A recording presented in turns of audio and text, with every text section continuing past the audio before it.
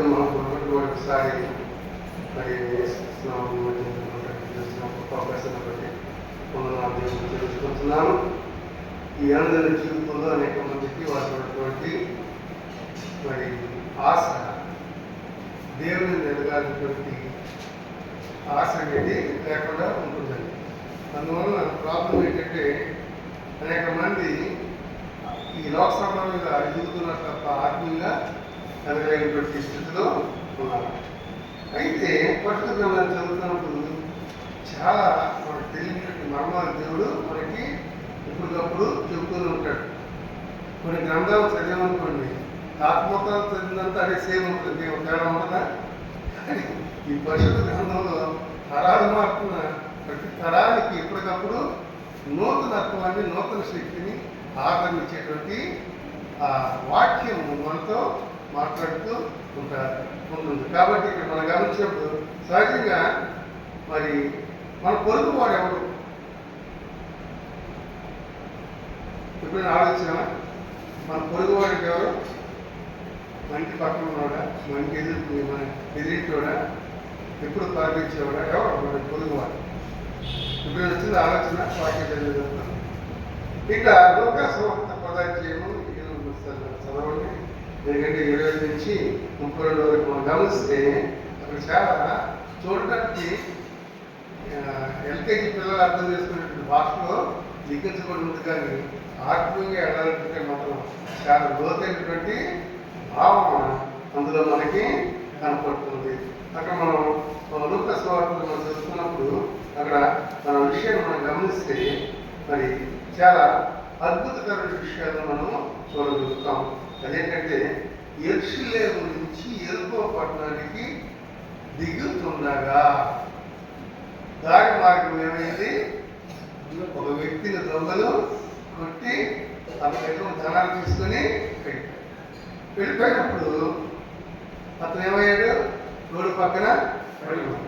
ఈ ఉపమానం వేసుకోవడం చెప్పడానికి కారణం ఏంటి? ముందు వచ్చిన మనం గమనిస్తే ధర్మోపదేశం చేసేటువంటి ఒక వ్యక్తి యేసు ప్రభుని శోధించాలని మనసుతో వచ్చి యేసు ప్రభుని ఏమన్నాడంటే, ప్రభువా మేము అన్నీ చేస్తాం కదా, నిత్య జీవానికి వెళ్ళడానికి ఇంకేం చేయాలి? ఇలా అనేక మంది అతి పరిస్థితులు ఉన్నారు క్రైస్తవులు. చక్కగా 4 గంటలు వేస్తారు, స్నానం చేస్తారు, వాక్యం చదువుతారు, గంట తర్వాత 60 నిమిషాలు దాటగానే నెక్స్ట్ 10 మంది ఇస్తారు. 61 నిమిషం కూడా దేవుని దగ్గర 1 నిమిషం కూడా ఉండడానికి ప్రకారం చేస్తారు. అతి పరిస్థితులు లేక ఈ యొక్క ధర్మోపదేశం చేసినటువంటి వ్యక్తి యేసు ప్రభుని నిజ జీవానికి వెళ్ళడానికంటే యేసు ప్రభు వారు దేవునితో మనం మాట్లాడటం ఆయన ఏమన్నాడు? నువ్వేం చేస్తున్నావు? నువ్వు ధర్మోపదేశం చేస్తున్నావు కదా, 10 మందికి వాక్యం చేస్తున్నావు కదా, 10 మందికి దేవుడి గురించి చెబుతున్నావు కదా, పరిశుద్ధంగా లేఖనాలు విషయాలు చెప్తున్నావు కదా, మరి నువ్వు చేస్తున్నది ఏమిటి? ఇక్కడ ప్రతి విశ్వాసి, ప్రతి దైవజనుడు, దైవజనురాలు గుర్తించుకోవాల్సిన పాయింట్ ఇది. ఈరోజు నేను పెద్ద పాస్టర్ గారిని, లేకపోతే నేను పెద్ద దైవజనుడిని, లేకపోతే నేను పాట పరిచయం చేస్తున్నాను, పాటలు పాడుతున్నాను, ఇవన్నీ నువ్వు అనుకోవచ్చు. కానీ నీ వాక్యానుసారంగా నీవు ఏం జీవించగలుగుతున్నావా అని అడిగినప్పుడు అతను ఎంత ధైర్యంగా చెప్పాడు చూడండి. నేను నీ దేవుడని యెహోవాని మనసును ప్రదర్శితో ప్రేమించి స్తుతించమన్నా, నీ పొరుగువాడిని అన్నారు. కానీ నీ పొరుగువాడు వాడు చూడండి, ఇన్ని సంవత్సరాల నుంచి లేఖనాలు చెబుతున్నాడు కదా, మంచి గ్రంథాలు, ఇన్ని సంవత్సరాల నుంచి అనేక వేల మందిని ప్రజలను మరి దేవుడు నడిపిస్తున్నాడు కదా. అలాంటి వ్యక్తి ఇన్ని సంవత్సరాలు నడుపుతున్నా కూడా అర్థం సమస్య ఏంటి? పుట్టుకోవాలి కేవలం. ఇలాలో అనేక మంది అందుకంటారండి, గురువుంది ఎందుకంట తన తనుకు తనకి నలుపు తెలియదు. నేటి క్రైస్తవ లోకానికి కూడా, క్రైస్తవ సమాజానికి, సేవకులు కూడా ఈ నలుపు పోట్ల ఏ సర్ఫేస్ చూస్తే పోలేదు. నేను ఎప్పుడైతే యేసు ప్రభువాన్ని శోధించాలనుకున్నాడో యేసు ప్రభువారు వీరికి లాభం లేదని చెప్పి చక్కగా ఉపమాన రీతిలో చెబుతున్నారు. యెరూషలేము దేనికి గుర్తు? దేవుని పట్టణం. ఎరికో శాపగ్రస్త పట్టణం. అంటే ఈ వ్యక్తి పరిశుద్ధ పట్టణం నుంచి శాపగ్రస్త పట్టణానికి వెళ్తున్నప్పుడు మార్గం మధ్యలో దొంగలు దొంగతనం చేసుకుని అదృష్టం చంపేయాలి. ఏం చేశారు? పొలం ఊపిరితో ఎందుకంటే మరి చనిపోతే వాళ్ళకి ఇబ్బంది పట్టుకుంటే సంపద చెప్పి చేస్తారు కాబట్టి పొలం ఊపిరితో వదిలిపెట్టి వెళ్ళిపోతే అక్కడ మంచి మహానుభావులు కూడా కడుతున్నారు. అయితే ఇక్కడ వాక్యం మనం గమనించినప్పుడు మరి ఇక్కడ ఈ పెడుతున్నప్పుడు ఎంతమంది వెళ్ళారండి మార్గంలో? ముగ్గురు వెళ్ళారు. ఒకరెవరు? యాజకుడు, లేవీయుడు, సామ్రాజ్యం. యాజకుడు గమనించాడా? లేవీయుడు పట్టించుకున్నాడా? దూరం నుంచి చూశారు, అమ్మమ్మ అంటారు అని చెప్పి వెళ్ళిపోయారు. ఎందుకంటే లేస్తున్న వస్త్రాలు ఉన్నాయి కదా దేవునాథం, కాబట్టి వాళ్ళు పక్కకి వెళ్ళిపోతే ఒకే ఒక సమరయ్య అంటే ఎవరు? అంటరాని వాడు. అంటరాని వాడు ఉన్నప్పుడు కూడా తన ప్రాణాన్ని తను తెగించి అక్కడ జాలి పడ్డాడు. అయ్యో మనోకృతున్నటువంటి ఆ వ్యక్తి ఎవడో నాకు అతన్ని నేనేమైనా చేయాలి, అతనికి ఏదో రకంగా నేను చేయగలిగిన మంచి చేయాలనేటువంటి సహాయం చేయాలనేటువంటి ఇది గమనించి అప్పుడు ఏం చేశాడంటే అక్కడికి వెళ్ళి అతనికి నూనెయు ద్రాక్షారసంతో కట్లు కట్టి గాయములను తన మరి వెళ్ళేటువంటి గాడి మీద ఏం చేశాడు? అతన్ని చుండబెట్టి ఇతను ఏం చేశాడు? పనులాగా మరి వండర్ఫుల్. దీనికి యేసు ప్రభువారు గాడిదకి వేసేవాడు జ్ఞాపకంగా there is an interlink when you open your heart to Jesus. ఆత్మీయంగా చూడగలిగితే అది యేసు ప్రభువారు పరలోకపు తండ్రి గుణాన్ని అంటే ఆ జాలిని ఆ ధైర్యం చూపెట్టడానికి లోకానికి వచ్చాడు. ఆమె తను బలిగడలేదు. ఇక్కడ మనం గమనించినప్పుడు ఈ యొక్క మరి సమరయుడు తీసుకొని వెళ్ళి వదిలిపెట్టేశాడా? అక్కడ కోటకోళ్ళలో ఉంచి వాడు లోపల ఇచ్చే డబ్బులు ఇచ్చి మీరు ఇతనికి అవసరం చేయండి, నేను తిరిగి వస్తాడు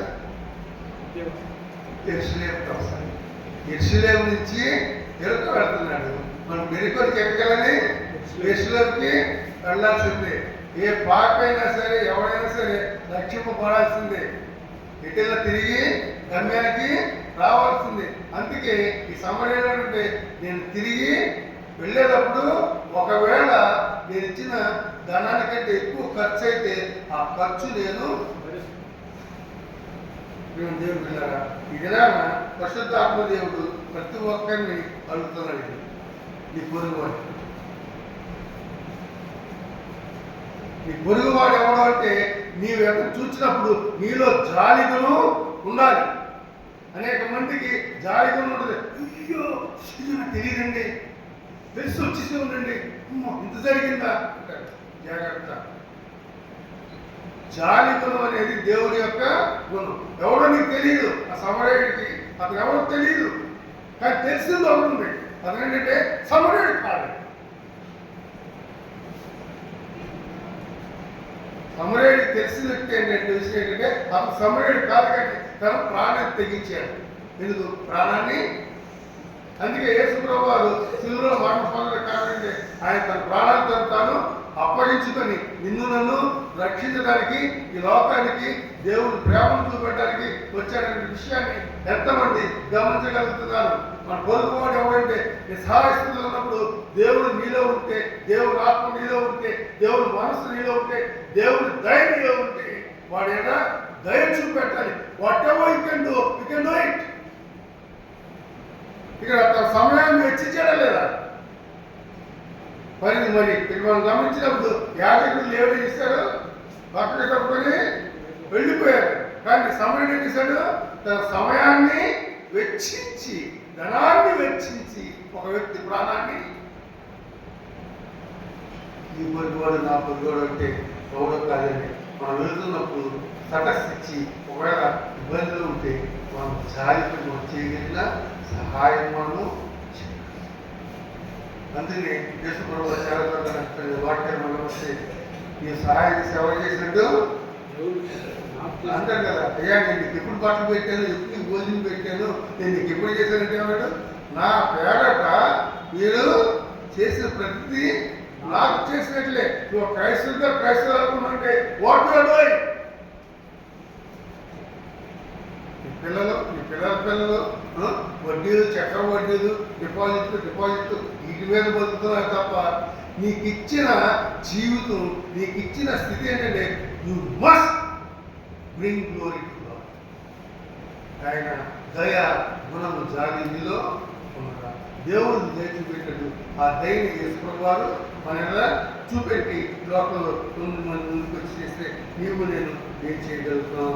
మరి మత్తయి సువార్త 8వ అధ్యాయం 1-4 ఇక్కడ యేసుప్రభువు వారు కొండ మీద నుంచి దిగి వస్తున్న బహు జన సమూహం ఆయనను గమనించాడు. అప్పుడు కుష్ఠరోగి ఏమన్నాడండి? ఆయనకు వచ్చి ఏం చేసేది? ముందు వచ్చి ప్రభువా నీకు ఇష్టమైతే నన్ను శుద్ధునిగా చేయము. ఒక వండర్ఫుల్ డైలాగ్ ఈ కుష్ఠరోగి గారు ఉపయోగించాడంటే, అంటే హీ నోస్ ద స్క్రిప్చర్. అతను పరిచయుడు కాదు, యూదుడు. ఇప్పటికీ మీరు ఏంటి అనుభవం చేసండి, ఏంటి అని క్యాండిడేట్ గారు స్థాపించాడు మన ఆంధ్రప్రదేశ్లో.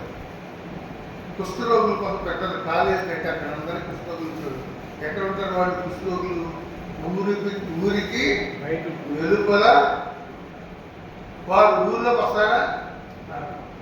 అలాంటి ఈ కుష్ఠరోగి ఏం చేశాడు? ఊరి లోపలికి వచ్చి కొండ దిగుతున్నప్పుడంటే యేసుప్రభువు ఎక్కడున్నారు? ఊరి లోపలికి వెళ్ళేటువంటి సమయంలో యేసుప్రభువు ఎదురుకొచ్చి ముందు మురికాడు. అంటే ఈ know the scripture because he got the disease, he has to live the home. అతనికి వచ్చిన జబ్బును బట్టి అతను తన కుటుంబాన్ని, తన వ్యాపారాన్ని, సమస్తాన్ని విడిచిపెట్టి గ్రామానికి వెలుపులకు వెళ్ళాడు. కానీ అతను వరకు ఎక్కడ ఉంది? ఇటువైపే రోజు. కాబట్టి యేసును చూడగానే నమస్కారం పెట్టి, అయ్యా నీకు ఇష్టమైతే. మన ప్రార్థన కూడా చాలా ఉంటుంది. అతిథి మనం ప్రార్థన చేసిన ప్రభువా ఈ వాక్యం చెబుతుంది, పలానాడు వచ్చి వచ్చి అంచు ముట్టుకోగానే, బట్టలు ముట్టుకోగానే స్వస్థత వచ్చింది. నీకు ఇష్టమైతే నాకు స్వస్థత తీసుకోవా, నీకు ఇష్టమైతే అన్నప్పుడు మీరు యేసుప్రభువు వారు ఏమన్నారు? ఇవాళ పోన్నాడా? ఏమన్నాడు యేసుప్రభువు వారు? నాకు ఇష్టమే కదా. అంటే అంతమందిలో ఒక కుష్ఠరోగిని ఎవరు దగ్గరిస్తే అతని దగ్గరికి తీసుకొని ముట్టి స్వస్థతను ఇచ్చింది. ఇచ్చిన వెంటనే యేసుప్రభువు ఏం చెప్పారు? మీరు ఇప్పుడు వాక్యం సరిగ్గా చదవకుండా, ఎందుకంటే యేసుప్రభువు చెప్పిన మాట ఏంటంటే సరాసరి అతను ఏంటి? తన ఇంటికి వెళ్ళిపోవాలి, స్వస్థత పొంది ఆలోచిస్తానన్నాడు. కానీ ఇది యేసుప్రభువు ఏమన్నాడు? నీవు వెళ్ళి నీ యాజకునికి నీ దేహాన్ని చూపించుకొని మోసే ధర్మశాస్త్ర ప్రకారము చెల్లించాల్సి నువ్వు చెల్లించవయ్యా అన్నాడు. ఇది సీక్రెట్. ఆత్మీయంగా మనం గమనిస్తే చాలాసార్లు దేవుడు మనకు పరీక్షలు పెడతాడు, స్వస్థత ఇస్తాడు. ఇచ్చాడు కదా, ఆ ప్రభావ ప్రార్థన చేసి ఇచ్చేది ఎవరు? ఏం చేయాలి? దేవునికి చెల్లించాల్సింది చెల్లించాలి. చెల్లించిన తర్వాత అతను తన కుటుంబ సభ్యులకి. కాబట్టి పిల్లల మన జీవితాలు ఎడక ముందుకి మరి జరుగుతాయి. యేసుప్రభువు వారు జాలిపడి అనేక విషయాలను మనం గమనించినప్పుడు ఆయన మరి ఇచ్చేస్తుంటే అనేక మంది మరి యేసుప్రభువు అనేక రకాలుగా మాట్లాడుతున్నారు. యూట్యూబ్లో చూస్తుందంటే ఏ క్రిస్టియన్స్ని ఎంత ఘోరంగా మాట్లాడుతున్నారంటే కొంచెం చాలా బాగా అనిపిస్తుంది. గొర్రెలు అంటారు, బర్రెలు అంటారు, ఏ అనుకుంటారు. కానీ మనం భయపడాల్సిన పని ఏమి దేశప్రభు నన్ను పెట్టడం దేవుని యొక్క ప్రేమను జాగ్రత్త కన్నత ముందుకి కలగాలి. అది మాత్రమే కాదు కానీ లోకస్ 7:14 గమనిస్తే ఇక్కడ ఒక చాలా బాగుంటుంది. నాయని గరుడు దగ్గర ఒక విధవరాలు తనకున్నటువంటి ఒకే ఒక కుమారుడు చనిపోయాడు. చనిపోయినప్పుడు ఆవిడ ఏం చేస్తున్నది, గరుడిని దాటి బయటకి ఎక్కడికెళ్తారండి, శ్మశానానికి వెళ్తారు. శ్మశానం కాబట్టి కరెక్ట్గా అడిగేసాము యేసుప్రభు గారు. అంటే మనం చాలాసార్లు మనం ప్రార్థన చేస్తాము, దేవుడిని పట్టించుకోవట్లేదు, సంవత్సరం ప్రార్థన చేశారు, 2 సంవత్సరం ప్రార్థన చేస్తారు, కానీ దేవుడు ఎప్పుడు చేయడానికి తెలుసు. ఇక్కడ నాయన దేవుడి దగ్గర మనం గమనించాడు, ఆ విధవరాలి యొక్క ఆవేదన అర్థం చేసుకున్నాడు. జనాలంతా అయ్యో పాపం అంతా వెనకాల వచ్చారు తప్ప ఎవరికి ఆ విధవరాలి యొక్క ఆవేదన తెలియట్లా. ఇప్పుడంటే అనాథ సినిమాలు ఉన్నాయి, ఇప్పుడు లేవు కదా. ఇప్పుడంటే అనాథ సినిమాలు ఉన్నాయి కదా.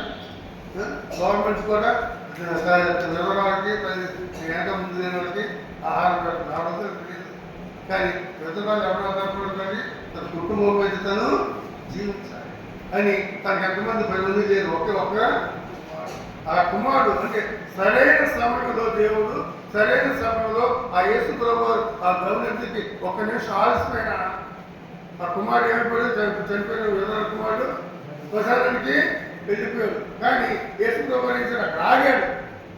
ఆగి తీసాడు, పాడెను ముట్టెను. వాక్యం గమనిస్తే the power of God tremendous thing to understand. దేవుని యొక్క శక్తి ఎంత అమోఘమైనదంటే పాడెను ముట్టాడు. చనిపోయినటువంటి ఆ వ్యక్తిని తీసాడు. ఇతను చిన్నవాడా, ఆయను ముట్టితేనే ఇంత శక్తి కలిగితే నీకు నాకు దేవుడు ప్రార్థనా శక్తి ఇచ్చాడు, అనేక వరాలు ఇచ్చాడు. వరాలు ఏం చేస్తున్నావు? హారలాగా మెడ చేసుకుంటున్నావా, ఒంటిని ధరించుకుంటున్నావా, లేకపోతే దేవుడు ఇచ్చిన తలాంతుని నీవు ఉపయోగించగలుగుతున్నావా? మనం గమనించినప్పుడు ఆ విధవరాల యొక్క ఆవేదన అర్థం చేసుకుని మనం ఏం చేశాడు, యేసు వారు తిరిగి అపమానించారు. మిగతా వాళ్ళందరూ కానీ యేసు ప్రభు దగ్గరికి జారి, నేను మంచి గొర్రెలా కాపాడే వారికి కాపాడే ఉండి ముందు నడిపిస్తానటువంటి దేవాదేవుడు ఈ దినాన ఆయన బిడ్డలుగా మనం ఎంతవరకు చేయగలుగుతున్నాం. జారి మన జీవితాల్లో ఉన్నారు. జారి లేని బ్రతుకున్నప్పుడు కూడా జీవోత్సవమే తప్ప ఆత్మీయ నీవు చచ్చిన వాడు, చచ్చిన దాని విషయాన్ని మనం గుర్తించాలి. అందువల్ల కాదు ఇక్కడ అనుమానం ఉంటుంది, ఎందుకు వాళ్ళు ముట్టుకోలేదు. దానిలో ఈ దొంగ కొన్ని చేసిన వ్యక్తిని ఎందుకు మరి యాజకుడు దేవుడు ముట్టుకోలేదు. యాజకుడు ఏం చేస్తాడంటే దేవుని ఆలయంలో ఉండి అనేక పూజలు పునస్కారాలు చేస్తాడు. కానీ ఇన్ని చేసిన వాళ్ళు జాగ్రత్త ఉందా?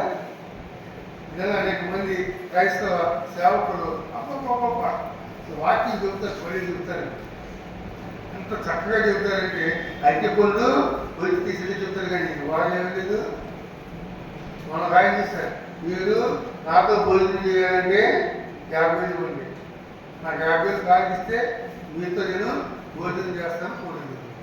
కూడా దేనికోసం వస్తాయి జాగ్రత్త. 50 జీవితాలు అవ్వాలి మనం గమనించినప్పుడు నిజమే చాలా మంది ఈ రకంగా జీవిస్తుంటారు. యాజకుడితో చేస్తారు, దేవుడితో చేస్తారు, కానీ దేవుడి యొక్క గుణగణాలను లేని జీవితాన్ని జీవిస్తారు. అంటే వారు భ్రష్టత్వంతో ఉన్నారు, శపించబడ్డారు. ఈ లోక సంబంధంగా ఆశ్రయించబడినప్పుడు కూడా ఆత్మీయ వారి పర్వతాలలో చోటు ఈ లేని ఎప్పుడు చూసినా దేవుని సముఖంగా ఉంటాడు. కానీ దేవుని యొక్క గుణాలు లేనివి. ఇప్పుడు మనం యాజకులుగా ఉన్నామా, లేవిలుగా ఉన్నామా? మంచి సమయం దేవుడు అడుగుతున్నాడు, నువ్వు యాజకుడిగా ఉన్నావా, లేవిలుగా ఉన్నావా? మంచి సమయం. మంచి సమయం ఉంటే నీకు జాతితో పని లేదు, నీకు ఇతర మతస్థులతో పని లేదు. ఆపదలు వాడిని ఆదుకోగలిగినప్పుడు ఆదుకుంటాడు. నీ జేబులో 10,000 జేబులో టీఏ పెంచాడు, వచ్చింది సంతోషం. ప్రభావ నీకు వందనాలు, నా జీతం పెట్టేవాడు అడ్వాన్స్ పెంచావు, 10,000 పెంచావు, వందనాలు ప్రభావం చెప్పి నువ్వు 10,000 జేబులో పెట్టుకుని వెళ్తావు. దేవుడు ఇచ్చేది మీకు. కానీ ఆ మధ్యలో గొప్పని నీ దారిలో ఎవరు అవసరంతో వచ్చి చాలా రెస్పాన్సిబిలిటీ ఉండి అయ్యా ఆపేసి కొడుకు నా రోజు భోజనం ఆయన కొంచెం 10 రూపాయలు ఉంది, నేను నా బిడ్డలో ఆహారం తినాలి అన్నప్పుడు ఏం చేస్తాను. నీ దగ్గర 1000 రూపాయలు 10,000 ఉన్నాయి కదా, దేవుడు కష్టపడుకొని ఇచ్చాడు కదా. ఇచ్చినప్పుడు దేవుడిని జేబులో పెట్టినప్పుడు నువ్వు వెళ్తున్నప్పుడు మాటలు ఎవరు అడిగినప్పుడు నువ్వేం చేయాలి? 10,000 కదా, నేను 100 రూపాయలు అసలు చచ్చిపోతావా? ఇచ్చినప్పుడే నీవు వాడు నీలో దేవుడిని 10,000లో 100 రూపాయలు నీకేమీ కాదు. కానీ ఆ 100 రూపాయలు ఒక కుటుంబము భోజనంతో కడుపు నింపుకుంటారు. God will bless you each and every time. దేవుడు మనల్ని ఆశీర్వదిస్తున్నాడంటే ఆశీర్వాదాన్ని ప్రస్తుతంలో తీసుకెళ్తున్నావా, ఆశీర్వాదాన్ని 10 మందికి మేలుకరంగా ఉపయోగిస్తున్నావా ఆయన చూసేటువంటి దేవుడు.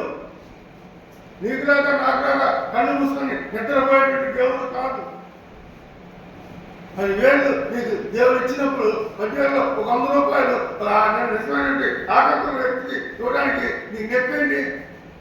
అయ్యో 100 రూపాయలు తగ్గిపోతే నీ జీవనంచి చెట్టించేదంటే నీ ఆశీర్వాదము మీకు పిల్లలకి ఎందుకు పనికిరాదు అని లేకపోతే అప్పుడు విషయాలు కష్టపడి సంపాదించినంత ఇంకోడు విడిగా దాన ధర్మాలు చేయడానికి లోపల స్థలాలు చూడండి. అనేక మంది విసురుగొడ్డుగా సంపాదించారు కోరుకోరు. దేనికి లాభం? ఎంతమంది తెలుసు జయలలిత సినిమా యాక్టర్లో తమిళనాడులో పెద్ద చీఫ్ మినిస్టర్. ఎన్ని వేల కోట్లు, ఎన్ని కిలోల బంగారం, ఎన్ని కిలోల మీద సంపాదిస్తుంటే ఈ లోకంలో అంత ఆస్తి కూడా ఎవరు లేరండి. కానీ ఆఖరి ఏమైంది? గవర్నమెంట్ ఇచ్చిన 6 అడుగుల స్థలంలో కూర్చిపెట్టబడితే తప్ప తన ఆస్తిపాస్తులు పట్టుకెళ్ళిందా? సోయా కార్యక్రమం 100 కోట్లు, అది జీవితం. కానీ నీకు దేవుడు ఇచ్చిన ఆరోగ్య పరిస్థితి ఇచ్చినప్పుడు నువ్వు చేయగలిగిన సహాయము చూపెట్టు. జాలి ప్రేమ ఉండాలి. ఆ జాలి ప్రేమ లేకపోతే నువ్వు ఎన్ని పనులు చేయి దేవుని దృష్టికి మన జీవితాన్ని మనం ఏ రకంగా ముందుకు తీసుకొస్తున్నాం. జనాల్లో క్రియలు లేని మాటకు ఎక్కువైపోయి మంచి సమరయుడు తన యొక్క మనసు జాగ్రత్తలు చూపెట్టి నేటి క్రైస్తవులు చక్కగా మాట్లాడతారు తప్ప వాక్యాలతో సంపేక్షించారు తప్ప కార్యాచరణ శూన్యం. కానీ ఏ స్థితిలో వేసుకుని మనం గమనిస్తే 33 సంవత్సరాలు ఈ లోకంలో ఉండి పరరాని పాల్పడి ఈ కొరకు నా కొరకైనా మన జాలిపడి ఆయన మరణించి తిరిగి చేశాడు తప్ప ఆయన జాలి లేకుండా ముందులను పెట్టించుకుంటాడు. కానీ ఆ దేవుని నీవు నేను ఈ రకంగా ముందుకి సాగలుగుతున్నాం. ఎందుకంటే జాలి ప్రేమ దేవుని కృప మరి మన హృదయాలు ఉండాలి. ఉన్నప్పుడు మాత్రమే మనం ఈ లోకంలో ముందుకి మరి దేవుని యొక్క ఆశీర్వాదాలతో ముందుకు సాగలుగుతాం. మన జీవితాల్లో ఒకసారి పరిశీలిస్తున్నాం. ఏ విధంగా ఉన్నామా, యాజకులు ఉన్నామా, సమర్యులు ఉన్నామా? యేసుదేవు పని నుంచి ఎదుర్కొంటాం, పరిశుద్ధ పని నుంచి పాపం తిరిగి సమర్యుడు యేసుదేవు తిరిగి వెళ్ళిపోతాడు. అలాగే మన జీవిత లోకంలో దేవుని నమ్మితే పరలోకం కానీ మన స్థితి ఎలా ఉండాలి? దేవుడిచ్చిన స్థితి మనం ఒకసారి పరిశీలించుకుంటాం. తెలిసిన వాటిని